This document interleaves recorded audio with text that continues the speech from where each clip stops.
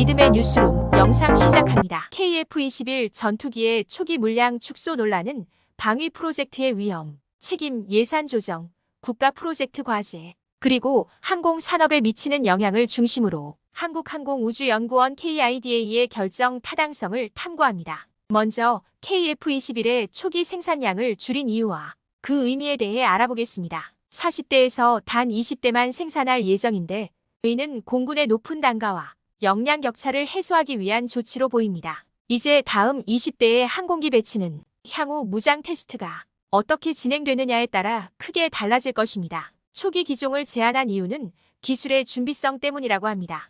여기서 주목해야 할 점은 블록 1로 불리는 첫 번째 주문은 공대공 무기에 관한 것입니다. 공대지 무기가 첫 번째 주문에 포함되지 않은 것에 대해 의문을 제기하는 사람들이 있습니다. 이것이 지식 격차 때문인지 아니면 공대공 능력에 집중하기 위한 전략적 움직임인지에 대한 추측이 있습니다. 무장시험이 계획대로 진행되지 않을 경우 전투기를 생산할 수 없다는 심각한 우려도 있습니다. 비평가들은 이를 비판을 피하기 위한 전략으로 보고 있으며 카이 총리의 진짜 예산 삭감 이유에 대해 의문을 제기하고 있습니다. 이러한 감소는 또한 방위 프로젝트의 위험과 책임에 주목하게 합니다. 프로젝트의 타당성을 판단하고 방산업체, 방사청, 사용자 당사자 간의 위험을 분담하는 것이 중요합니다. 인도네시아 국방부 장관의 한국 능력에 대한 의구심은 특히 인도네시아의 사업 철수 가능성이 높다는 점에서 불을 더 키우고 있습니다. 결론적으로 KF-21의 초기 생산량 감소는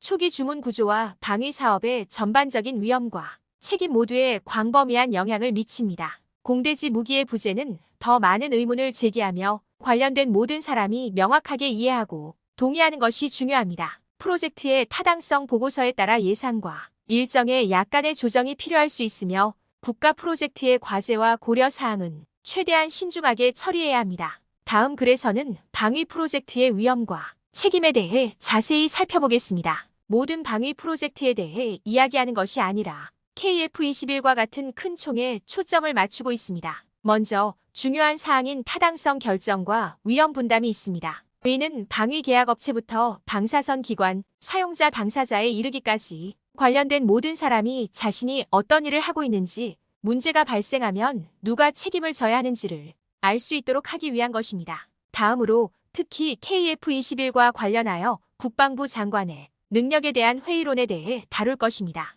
또한 인도네시아가 프로젝트에서 손을 떼기로 결정할 경우 발생할 수 있는 여파에 대해서도 논의할 예정입니다. 이제 국방 프로젝트의 위험과 책임에서 한 걸음 더 나아가 KF-21 프로젝트의 예산 및 일정 조정에 대해 자세히 알아보겠습니다. 이러한 조정은 단순한 서류 작업이 아니라 프로젝트의 성공적인 완수를 위한 핵심적인 사항입니다. 처음에는 2024년 양산 시작을 반영하여 40년 예산을 책정했지만 프로젝트 타당성 보고서에 따라 조정해야 할 수도 있습니다. 그리고 예산의 최종 결정권자가 누구일까요? 바로 우리 국회입니다. 항상 국익을 최우선으로 생각하며 예산을 검토하고 결정하는 막중한 임무를 맡고 있습니다. 이제 이러한 예산 및 일정 조정의 효과는 단순히 돈에 관한 것이 아닙니다. 재난이 발생하거나 인도네시아 수출이 취소되는 시나리오를 상상해 보세요. 그러면 KF-21의 첫 수출에 차질이 생길 수 있습니다. 그리고 이런 국가적 프로젝트에는 여러 가지 어려움이 따른다는 사실을 기억해야 합니다. 개발팀에 많은 부담을 줄 수 있고 때로는 글로벌 표준에 맞지 않는 제품이 나올 수도 있습니다. 이는 항공산업의 명성에 큰 타격을 줄 수 있습니다. 그렇다면 이러한 과제를 어떻게 해결할 수 있을까요? 무엇보다도 먼저 비행단 구성을 균형 있게 유지해야 합니다. 공대공 전투기와 다목적 전투기가 모두 있어야 공중 우위를 유지하고 공중 엄호를 제공하며 기동을 지원할 수 있습니다. 그리고 그거 아세요? 일반적인 생각과는 달리 다목적 전투기만으로는 충분하지 않습니다. 다음으로 효율적인 생산 및 업그레이드, 프로세스에 대해 생각해야 합니다. 다른 기능을 추가하기 전에 먼저 필요한 비행 성능을 달성해야 합니다. 그리고 다양한 무기를 통합하여 여러 역할을 수행할 때는 시간을 절약하는 접근 방식이 필수입니다. 예산과 일정에 대한 이야기에서 벗어나 국가 프로젝트에서 직면하는 어려운 과제에 대해 알아봅시다. 이러한 프로젝트, 특히 국방 프로젝트는 고유한 어려움과 압박감으로 인해 완전히 다른 차원의 문제입니다. 이제 이러한 주요 과제를 해결해 보겠습니다. 먼저 군사 표준과 글로벌 표준의 균형에 대해 이야기하고 있습니다. 국가 프로젝트는 일반적으로 특정 군사적 요구사항을 충족하기 위한 것이죠. 하지만 요구사항에 너무 집중하다 보면 글로벌 표준에 부합하지 않는 제품이 나올 수 있습니다. 따라서 군사적 요구사항을 충족하는 동시에 제품의 글로벌 경쟁력을 확보할 수 있는 최적의 지점을 찾는 것이 중요합니다. 다음으로 기업의 재정적 부담에 대해 현실적으로 살펴봅시다. 국책 프로젝트는 이를 수행하는 기업의 재정을 고갈시킬 수 있습니다. 연구, 개발, 생산 등 이 모든 과정에 상당한 비용이 소요될 수 있습니다. 문제는 이러한 재정적 부담을 완화하는 동시에 제품을 제 시간에 납품하고 테스트할 수 있는 방법을 찾는 것입니다. 셋째, 기술 성숙도와 프로젝트 성공을 살펴봅니다. 국가 프로젝트의 성공 여부는 개발 중인 기술이 얼마나 기술적으로 성숙했는지에 따라 좌우되는 경우가 많습니다. 기술 성숙도가 높지 않으면 많은 불확실성과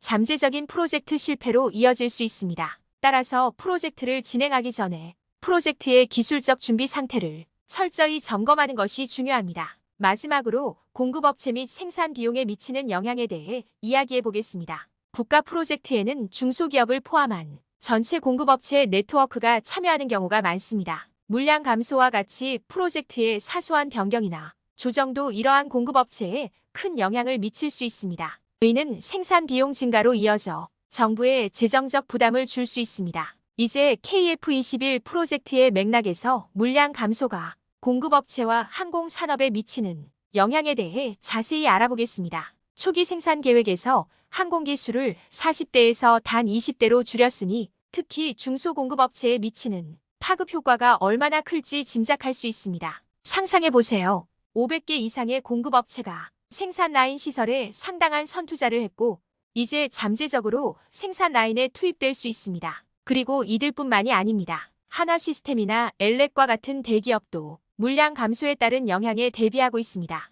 자, 이제 넘어가죠. 이제 비행기가 줄어들면 비용도 줄어들 것이라고 생각하시겠죠? 그렇지 않습니다. 사실 생산 대수가 감소하면 생산 비용이 부풀려질 수 있습니다. 정부는 주머니를 더 깊숙이 파헤쳐야 하고 이는 잠재적인 세금 낭비로 이어질 수 있습니다. 이는 프로젝트의 재정적 실행 가능성과 장기적인 지속 가능성에 대한 몇 가지 큰 의문을 제기합니다. 하지만 여기서 멈추지 않습니다. 항공업계도 전반적으로 더위를 느끼고 있습니다. 생각해보세요. 물량 감소로 인해 구형 F4 및 F5 항공기의 교체가 지연되면 공군과 업계 전반의 개발 노력이 늦어질 수 있습니다. 이러한 지연은 전력 공백을 초래하고 구형 항공기의 장기 사용으로 이어질 수 있습니다. 그리고 생산 계획에 대해 여러 정부 기관과 전문가들 사이에 불협화음이 발생하기도 합니다. 균형 잡힌 기단 구성을 유지하면서 작전 목적에 맞는 충분한 수의 항공기를 보유하는 것이 중요합니다. 공대공, 공중엄호,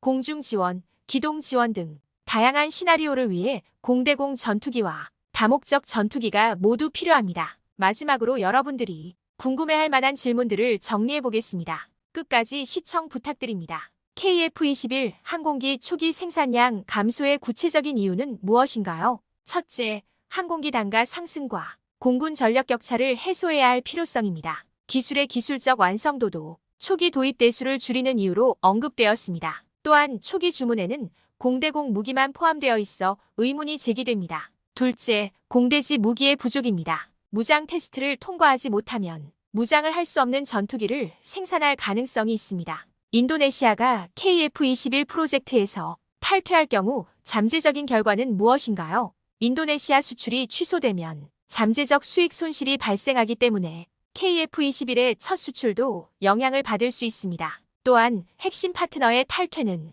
프로젝트의 전반적인 성공과 항공산업의 미래의 도전과 불확실성을 야기할 수 있습니다. 초기 생산량 감소가 항공우주 산업의 중소공급업체에 어떤 영향을 미치나요? 초기 생산량 감소는 항공우주 산업의 중소공급업체에 영향을 미칩니다. 이러한 공급업체는 생산 라인 시설에 선투자를 해왔으며 생산량 감소는 비즈니스에 영향을 미칩니다. 하나시스템, 엘렉과 같은 기업도 물량 감소에 영향을 받게 됩니다. 또한 물량 감소는 생산 비용의 증가로 이어져 정부의 막대한 추가 예산이 필요합니다. 이는 납세자의 세금을 낭비하는 결과를 초래할 수 있습니다. 결론적으로 KF-21 전투기의 초기 생산량 감축은 논란을 불러일으켰고 한국방위사업청이 내린 절충안에 타당성에 대한 우려를 불러일으켰습니다. 방위 프로젝트의 위험과 책임, 예산 및 일정 조정, 국가 프로젝트의 과제, 공급업체와 항공산업에 미치는 영향 등 이번 결정의 의미를 신중하게 고려해야 합니다. 균형 잡힌 기단 구성과 효율적인 생산 및 업그레이드 프로세스를 유지하는 것은 향후 KF-21 프로젝트의 성공을 위해 매우 중요합니다. 이번 주제에 대해 여러분들은 어떻게 생각하시나요? 여러분들의 의견을 댓글로 남겨주시면 다음 영상에 긍정적으로 반영하도록 하겠습니다. 유익하셨다면 구독과 좋아요 부탁드립니다. 감사합니다.